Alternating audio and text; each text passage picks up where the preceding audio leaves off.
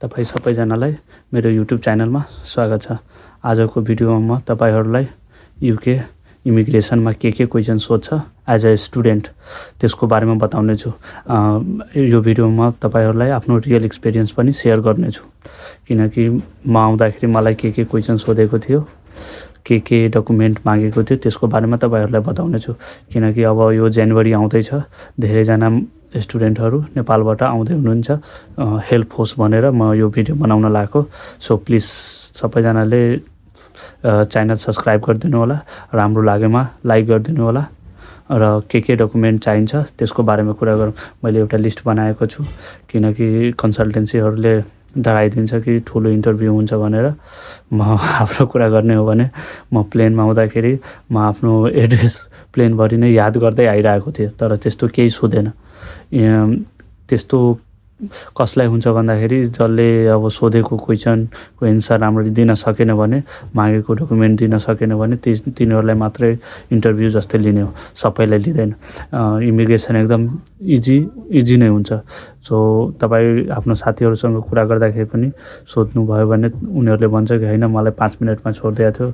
Even मलाई पनि 2टा कि 3टा क्वेशन सोधेको थियो, त्यो पनि म बताउने छु के क्वेशन सोधेको थियो। So please subscribe the channel. So अब डकुमेन्टको कुरा गरौँ, के डकुमेन्ट इमिग्रेसनको लागि चाहिन्छ। सो फर्स्टमा रहेको छ तपाईको पासपोर्ट र भिसा, त्यसमा स्ट्याम्प लागेको भिसा विथ पासपोर्ट। अनि सेकेन्डमा रहेको छ तपाईको कास्ट लेटर र अफर लेटर।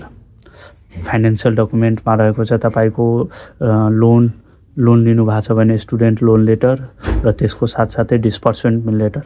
इफ लोन लिनु भएको छैन भने ब्याङ्क स्टेटमेन्टहरु चाहिन्छ। अनि त्यसपछि अरु तपाईको एजुकेसनल डकुमेन्टहरु चाहिन्छ। र इमिग्रेसनमा तपाईको के क्वेशन सोध्छ भन्दाखेरि म आफ्नो पर्सनली मेरो कुरा गर्ने हो भने मलाई 2टा कुरा मात्रै सोधेको थियो। तेरो युनिभर्सिटी कुन हो? अनि मेरो युनिभर्सिटी त इस्ट लन्डन थियो। अनि सो मैले भन्दिए युनिभर्सिटी अफ इस्ट लन्डन। तेरो कोर्स स्टार्टिङ डेट कहिले हो? अनि मेरो त एक्चुअली जनवरी 21 देखि हुनेवाला थियो स्टार्ट, तर म गइरहेको थियो डिसेम्बर 29 मै। सो मैले भने जनवरी 21 अनि भयो। अनि त्यसपछि सोधेको थियो कि तेरो कुन मोड्युलहरु छ? अनि मैले याद गरेर गएको थियो त्यो, किनकि कन्सल्टेन्सीमा भनेको थियो यो मोड्युलहरु पनि सोध्छ भनेर। अनि सो मैले त्यो मोड्युलहरु याद गरेकै थिएँ, सो मैले भन्दिए। सो त्यस्तो मलाई केही भएन। तर त्यही मसँग आउने एउटा अर्कै नेपाली साथी थियो। त्यसको फेरि टाइम लाग्यो, किनभने उसँग डिस्बर्समेन्ट लेटर माग्दाखेरि उसँग ब्याङ्क लोन लेटर त थियो, तर अब हुन्छ नि कि डिस्बर्समेन्ट गर्नु पर्दैन माग्दैन भनेर उले गरेको थिएन। तर त्यसको माग्दियो। अनि माग्दिसकेपछि अब उले देखाउन सकेन। अनि त्यसलाई अब छुट्टै अर्को रुममा लगेको थियो। अनि त्यसलाई 2-3 घण्टा पछि छोड्याएको थियो। अनि पछि त्योसँग कुरा गर्दाखेरि हैन डिस्बर्समेन्ट लेटर चाहिन्छ। अनि त्यसले नेपालमा कल गरेर ब्याङ्कलाई भनेर त्यतिखेर नै डिस्बर्समेन्ट गरेर अनि त्यसलाई पीडीएफ पठाएपछि मात्र त्यसलाई इमिग्रेसनबाट छोडेको थियो। इफ तपाईहरु पनि डिस्बर्समेन्ट ब्याङ्क लोन गर्नु भएको छ भने डिस्बर्समेन्ट गरेर आउनु होला। र धेरै जनाको केसमा मैले सुनेको छु, अब सोध्छ कति पैसा लिएर आएको छस्? अनि तपाईले भन्नुभयो भने कि हैन 500 पाउन्ड 600 पाउन्ड। अनि त्यसपछि इफ त्यो डाउटफुल लाग्यो भने तपाईले मोर रिलेटेड क्वेशनहरु सोध्न थाल्छ। कहाँ बस्छस्? तेरो कुनै रिलेटिभ छ कि छैन?